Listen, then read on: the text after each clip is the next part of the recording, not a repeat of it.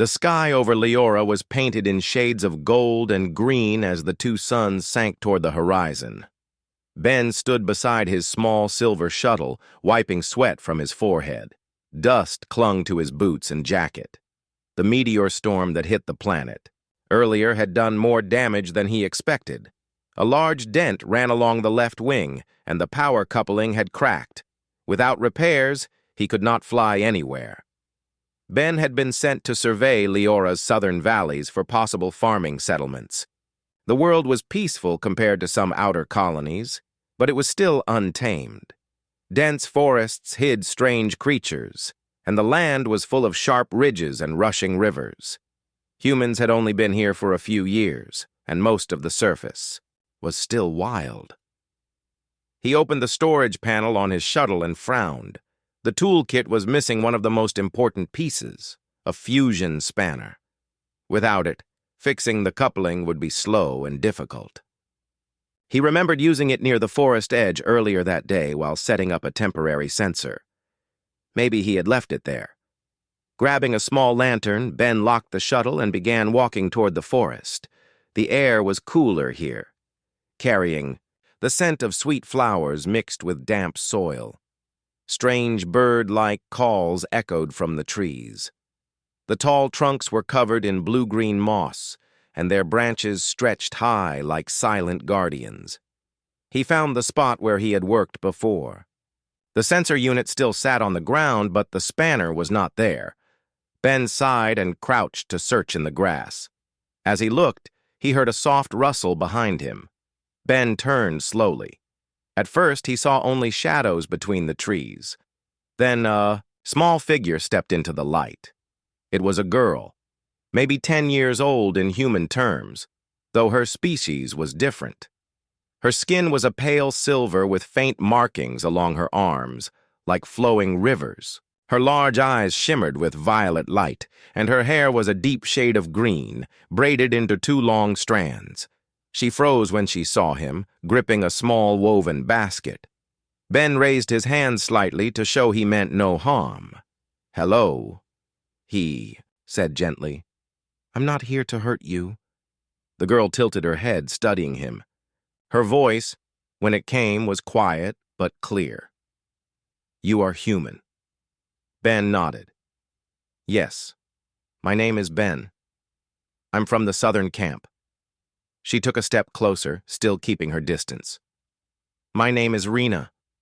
Why are you here in the forest?" "I lost one of my tools," Ben explained. "I was looking for it. Have you seen a metal spanner? About this long?" He held his hands apart to show the length. Rena shook her head.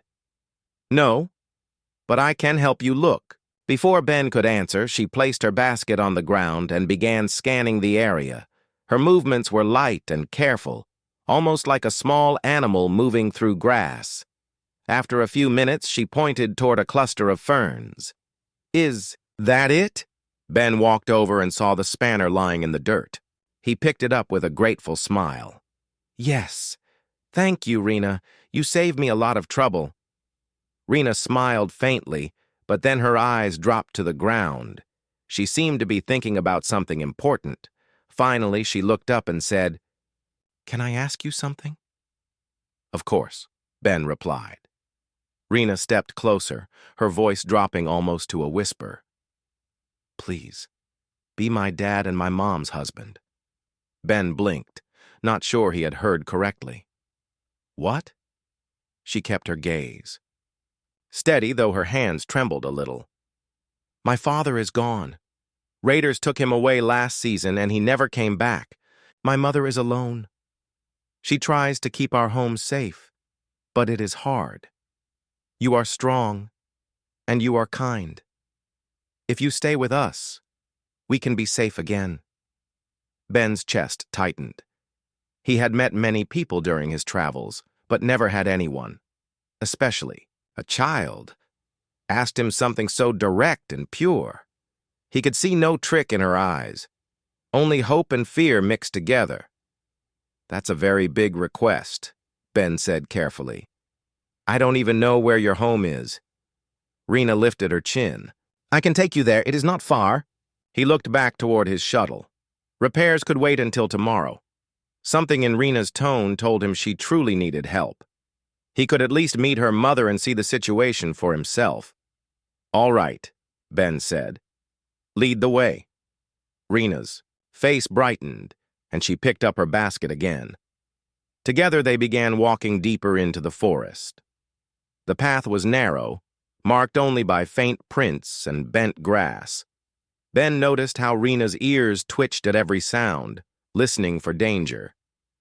She moved with quiet confidence, guiding him around thick roots and thorny bushes. As they walked, Ben asked gentle questions. Rena told him her village was small, hidden near the base of a ridge.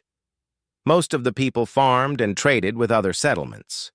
But recently, raiders from the mountains had been attacking isolated homes. That was when her father had gone missing. Since then, her mother had been both mother and protector. Ben listened without interrupting. He could tell the story was not easy for her. He wanted to say something comforting, but for now his presence seemed to be enough. The forest began to thin, and he could see the glow of small lamps ahead. Rena stopped and looked back at him. "That is our home," she said softly. "Will you meet my mother?" Ben nodded. "Yes, I will."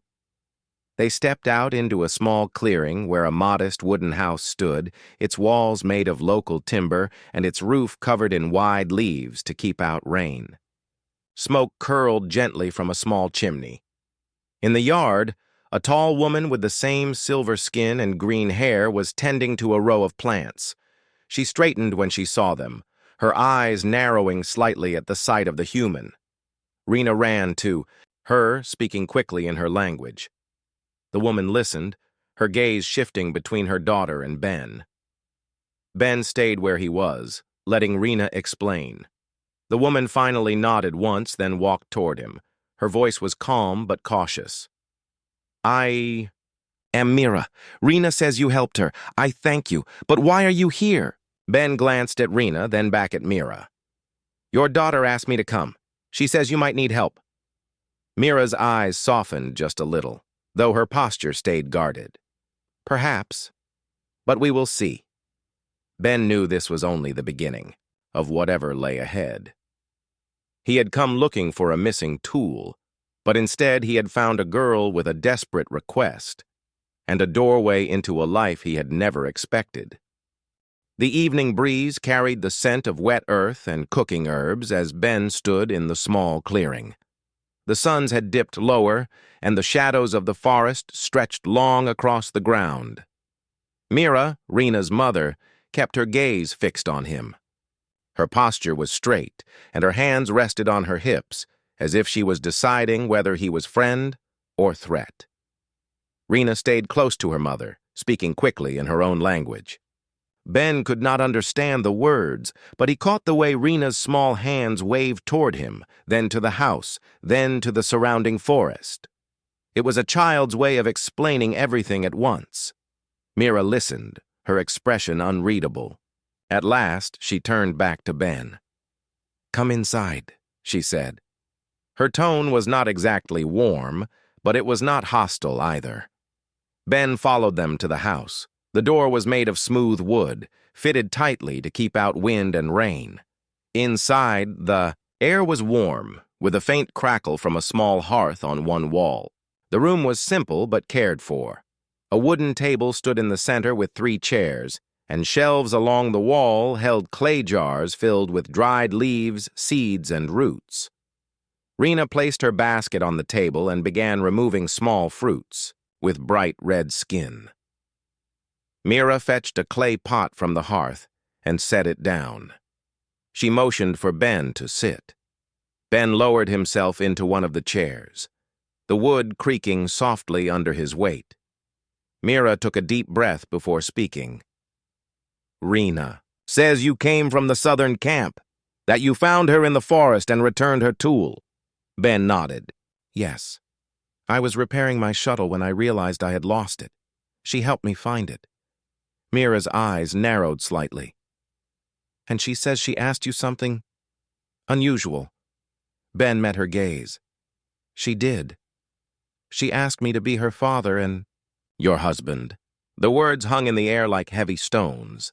Mira looked at her daughter, then back at him. She should not have asked you that, she said slowly. Rena's face fell, but she did not look away. I had to, she said softly. You told me you were strong. You fixed your own ship. You could protect us. Mira's lips pressed into a thin line. It is not so simple, Rena. She looked at Ben again. You must understand. Life here is not easy. The land can be generous, but it can also be cruel, and lately danger has come closer to our home. Ben leaned forward slightly. Rena told me about raiders. Mira gave a short nod. Yes, they strike without warning. They take food, tools, and sometimes people. My husband was taken last season. The village tried to track them, but their camp is far into the mountains. Few who go there return. Her voice grew quieter. I have kept our home safe so far, but I cannot be everywhere at once. Rena knows this. Ben understood now why Rena's request had been so direct. In her young mind, the solution was simple. Bring in someone strong and willing to help. But for Mira, the choice was far more complicated. I'm not here to take anyone's place, Ben said carefully. But I can help. I can repair things, set up defenses, maybe make it harder for raiders to get close. Mira studied him for a long moment. Why? You do not know us. Ben shrugged lightly. Because, she asked. And because I've seen what happens when people are left without help. There was silence for a while, broken only by the gentle bubbling of the pot on the table. Rena moved closer to Ben, her small hands resting on the edge of the table. Please, stay, she said. Just for a little while. Mira's eyes softened for the first time since they met. She exhaled slowly, as if releasing some of the weight she carried. You can stay for the night, she said. Tomorrow we will see. It was not a promise, but it was a start. After the meal, Ben stepped outside to look around the property. The land around the house was small, but well kept. A fence of wooden stakes circled the garden, though it would not stop a determined raider. Beyond that, the forest began again, its dark trunks closing in like silent sentinels. Rena came outside and stood beside him. Do you like our home? She asked. Ben smiled. I do. It's peaceful here. She tilted her head. Sometimes. But when the raiders come, it is not peaceful. They are loud, and they break things. Ben looked down at her.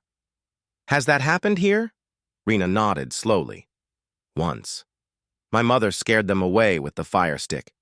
But they might come back. Ben's jaw tightened. If I'm here, they won't get far. Rena's smile returned. I knew you would say that. As the sky darkened, the two suns fading behind the ridge, Mira lit a small lamp near the door. Ben returned inside where the warmth of the hearth greeted him again. He had not planned to stay anywhere on Leora longer than a few days, but now something inside him felt anchored here. That night, Ben lay on a simple cot in a small side room. Through the open window, he could hear the distant calls of night creatures and the gentle rustle of wind through the leaves. Somewhere in the dark, he thought about Rena's request again. It had been sudden, almost strange, yet it felt like more than a child's wish. It felt like a call for help. He did not know what tomorrow would bring, but he knew one thing. He would not walk away without making sure Rena and Mira were safe. The morning on Leora began with soft light spilling over the ridge. Thin clouds drifted slowly across the sky, and the air carried the cool freshness of night fading into day. Ben woke to the gentle sound of footsteps outside his room. He sat up, stretched, and stepped out into the main living space. Mira was already busy. She was cutting long stalks of green leaves into neat bundles. A small pot of boiling water steamed on the hearth, filling the room with the scent of herbs. She glanced at Ben briefly before returning to her work. "Good morning," Ben said. Mira gave a small nod. "Morning. I hope you slept well." "I did." "Thank you," Ben replied. He noticed Rena was not in the room. "Where's Rena?" "She is in the garden, feeding the birds," Mira said. "She likes to start the day that way." Ben stepped outside and saw Rena crouched near a small wooden trough, sprinkling seeds for a group of bright-feathered creatures. The birds chirped and hopped around her feet without fear. Rena looked up and waved. "You are awake," she said happily. Ben walked over. "Seems like you're busy already." "Yes," Rena said. "If I feed them early, they sing all day." Ben smiled at the simple thought. He crouched beside her and asked, "Rena, does your mother often work this hard every morning?" Rena nodded. "Every day. She takes care of me, the garden, the animals, and the house, and she watches for danger." Ben's eyes drifted toward the forest edge. "And the danger? It has been close lately?" Rena's smile faded. "Sometimes we hear the raiders at night far away. My mother says we are safe here, but I can see she is worried." Ben placed a hand gently on her shoulder. "Worry is normal, but she is strong, and now she has someone else to help." Rena brightened again.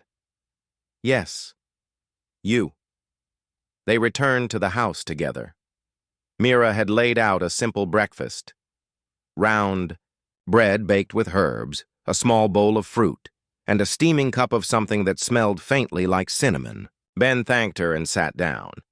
As they ate, Mira studied him closely. "You said yesterday you can repair things. Is that true?" Ben nodded.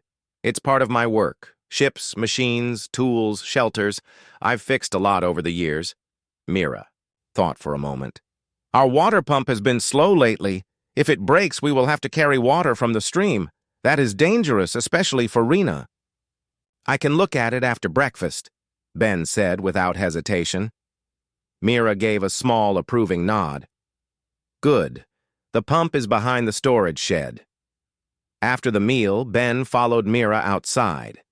She led him past the garden to a small shed built from thick planks. Behind it stood a tall wooden frame with a metal cylinder at its base. A long handle was attached to the side.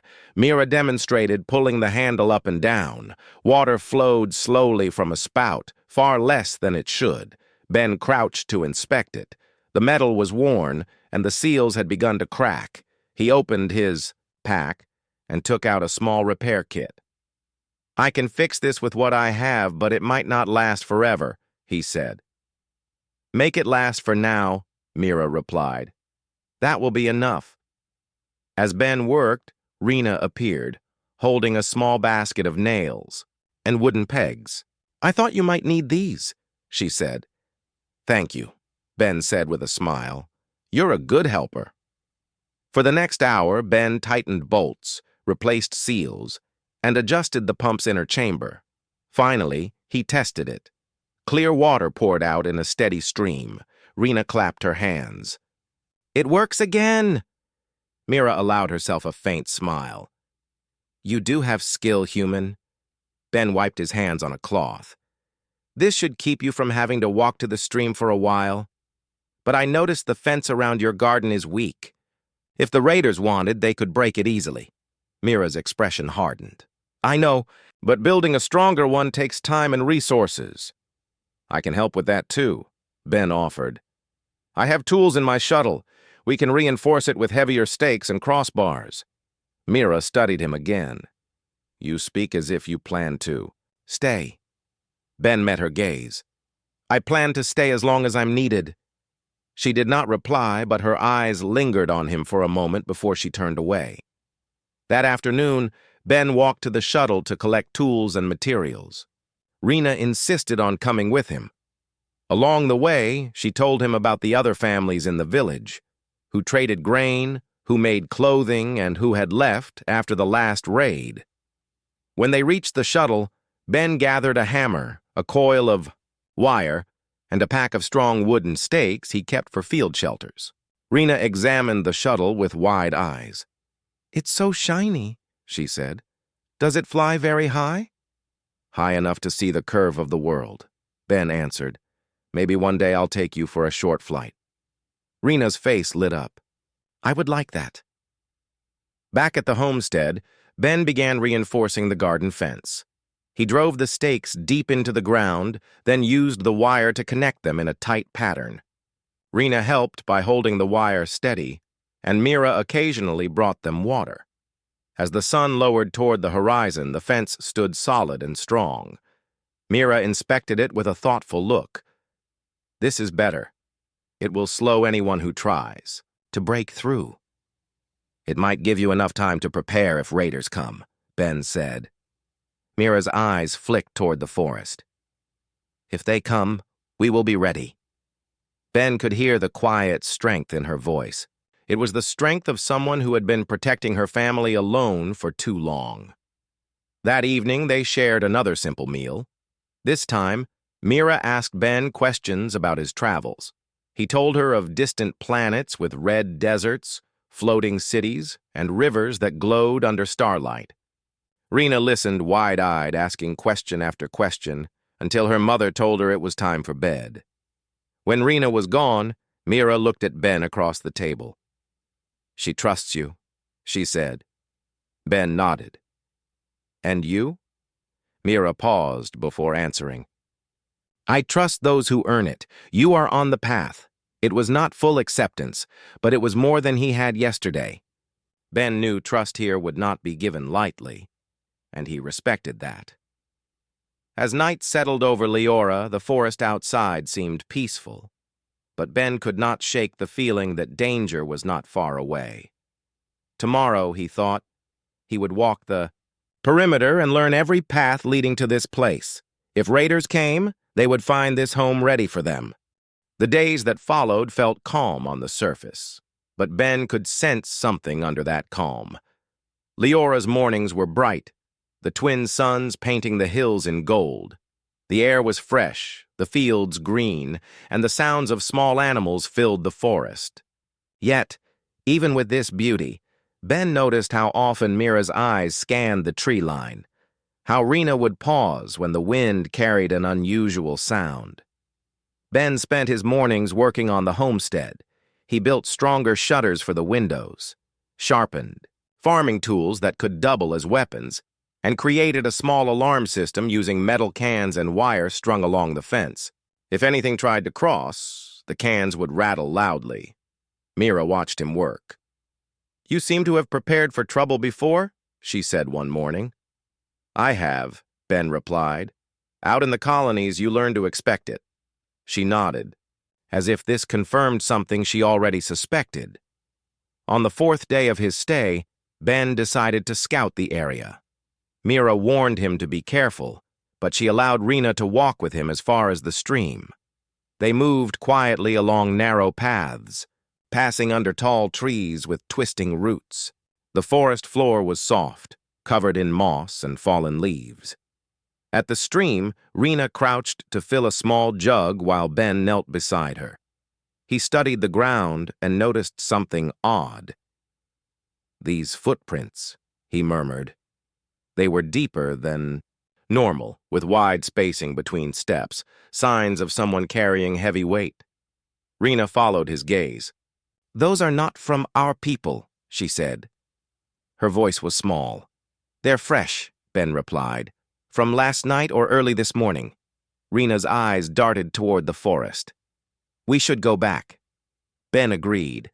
They returned quickly, but he did not mention the footprints to Mira until later, when Rena was inside. "I saw tracks by the stream," he told her. "They're fresh. Could be scouts." Mira's expression hardened. "The raiders send scouts before they attack. It means they're thinking about coming here." Ben set his jaw. "Then we make, sure they regret it."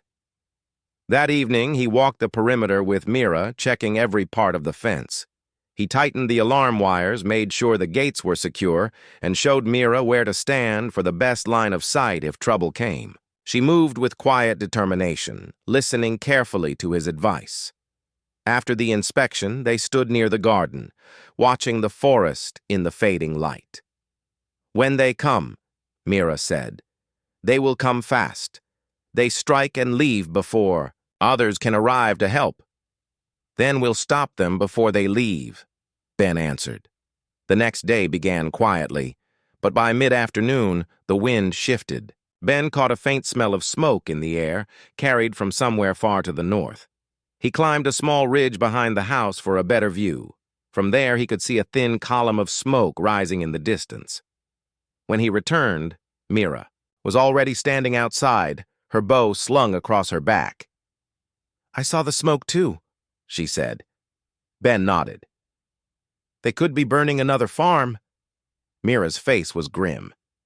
"If they have done that, they will take what they can, and then move toward the next place. We are not far."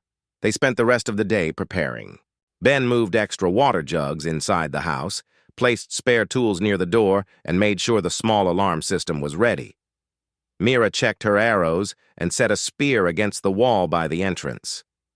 Rena helped by gathering food and blankets, her small hands working quickly. By evening, the air was tense. The forest seemed quieter than usual, as if even the animals sensed the coming danger.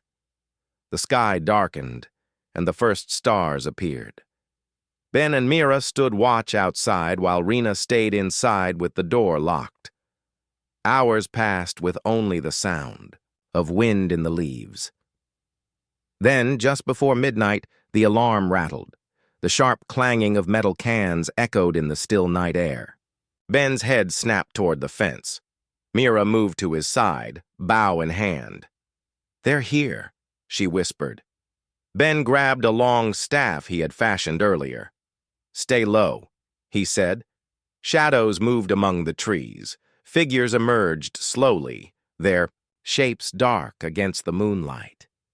At least 6 of them, dressed in patchwork armor and carrying crude weapons. They stopped just beyond the fence, scanning the house. One stepped forward, his voice carrying across the yard. "You there. We take what we want. You make no trouble, and we let you live." Ben's grip tightened on the staff. "You're not taking anything from here," he called back.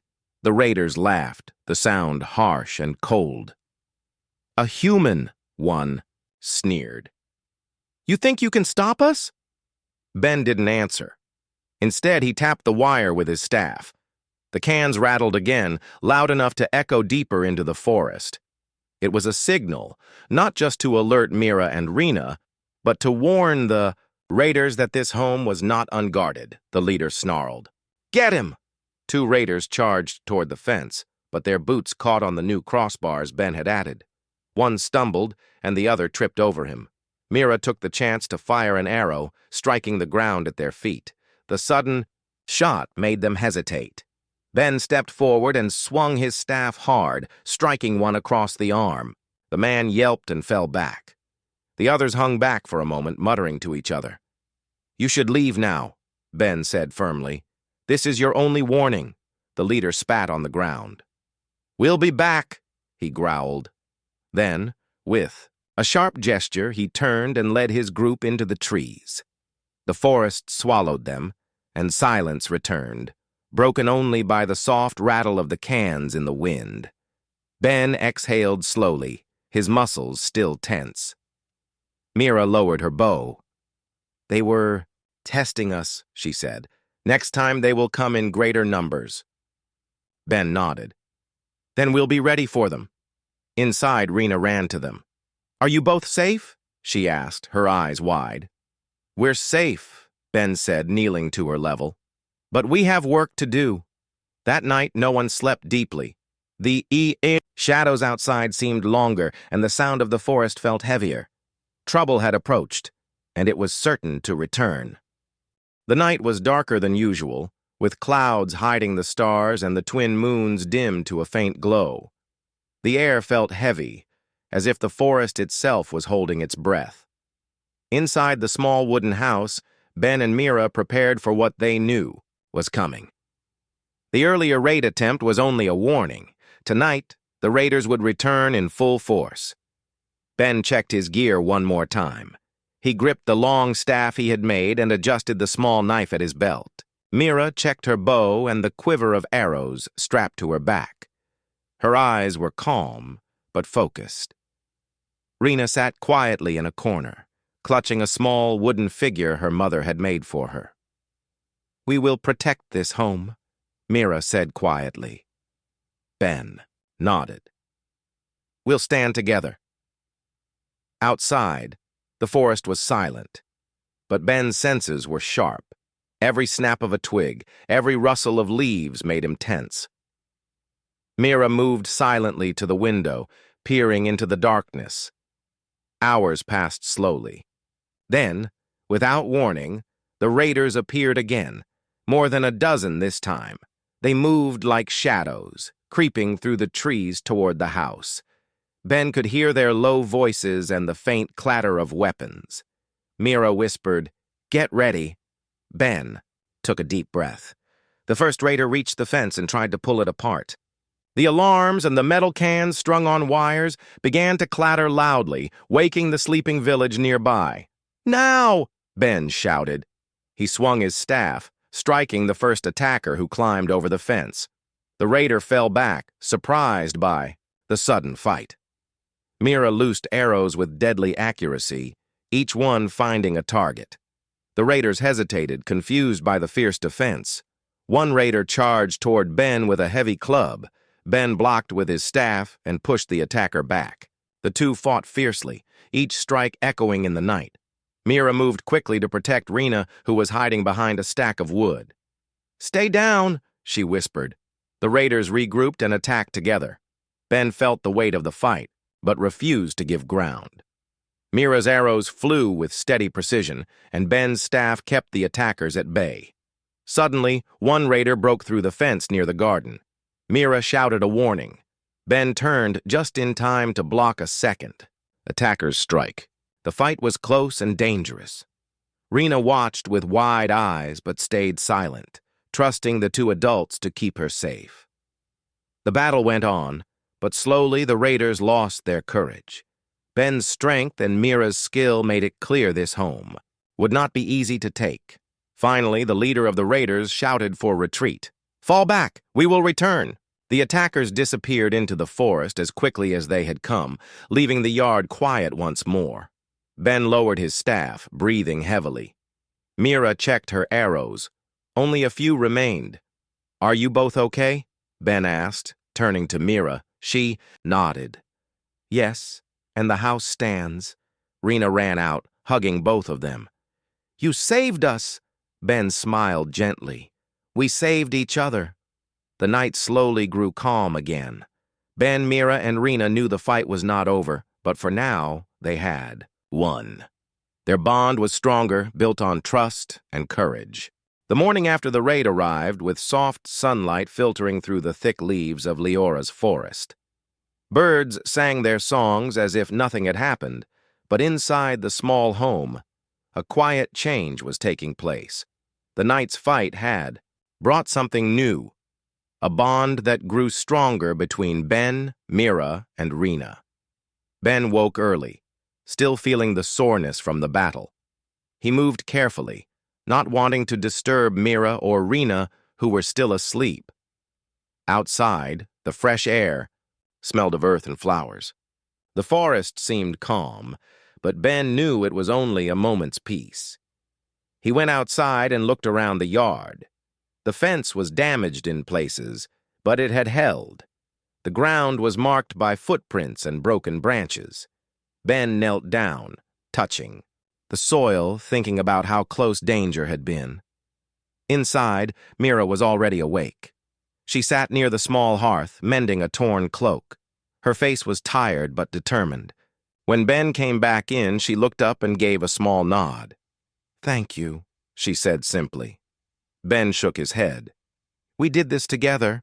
Rena appeared from the back room, rubbing her eyes. She smiled when she saw Ben. "You're awake," she said softly. Ben smiled back.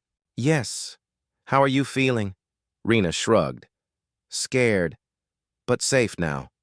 Mira joined them. You were very brave last night, she told Ben.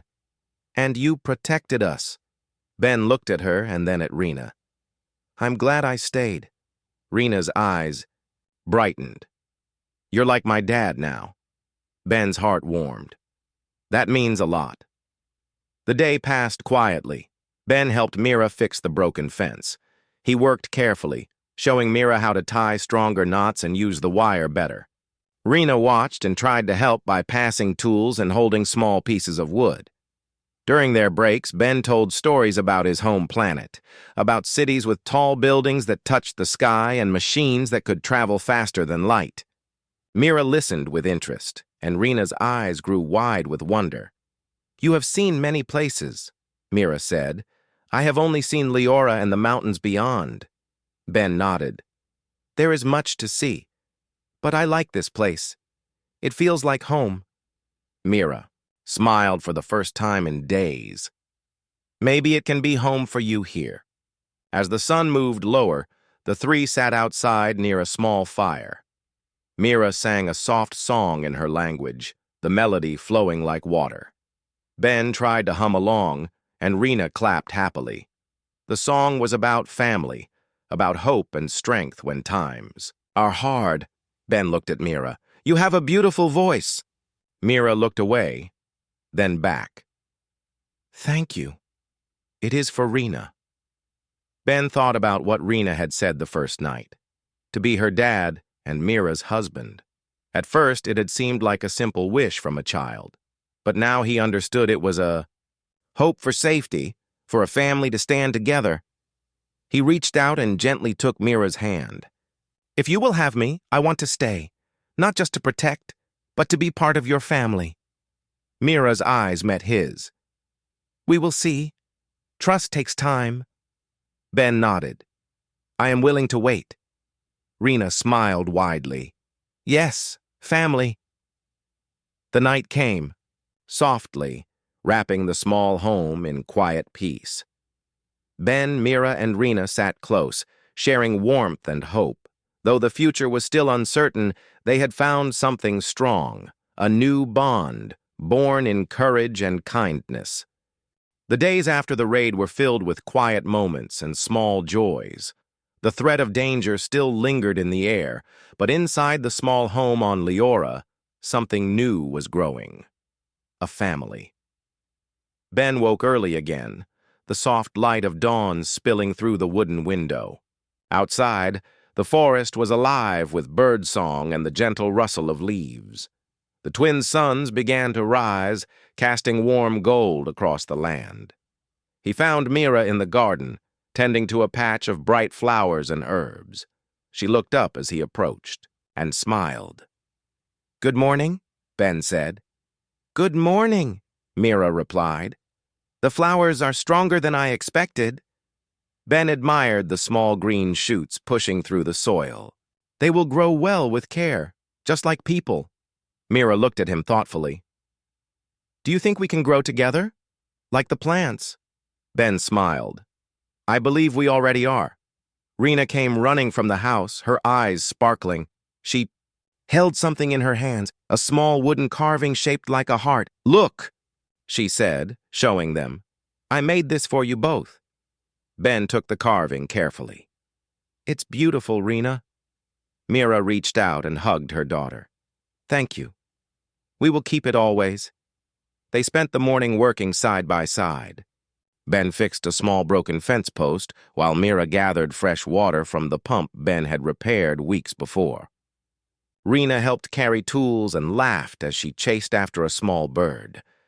As the day passed, the three shared stories and hopes. Ben spoke of places far beyond Leora, of stars and planets humans had explored. Mira told legends of her people, tales of strength and kindness. The afternoon brought a gentle rain, soft drops tapping on the leaves and the roof. They gathered inside, warm and dry. Mira lit the hearth, and the glow filled the room with light and comfort. Rena curled up between Ben and Mira resting her head on Ben's arm. "I'm happy," she said quietly. Ben looked down at her and smiled. "So am I." Mira reached out and took Ben's hand. Her eyes were steady and warm. "You have chosen to stay. You have become part of this family." Ben nodded. "Because you and Rena needed someone. Because I needed a family too." The rain slowed, and outside the night settled softly. The twin moons rose bright in the sky, casting silver light on the forest. Rena looked up at Ben and Mira. "Will you stay with us? Forever?" Ben's heart filled. He pulled them both close. "Yes, forever." Mira smiled, and Rena's eyes shone with joy. Together they sat quietly, three souls united by trust, hope, and love. The galaxy was wide and full of unknowns, but here on Leora, a family was born, strong and true.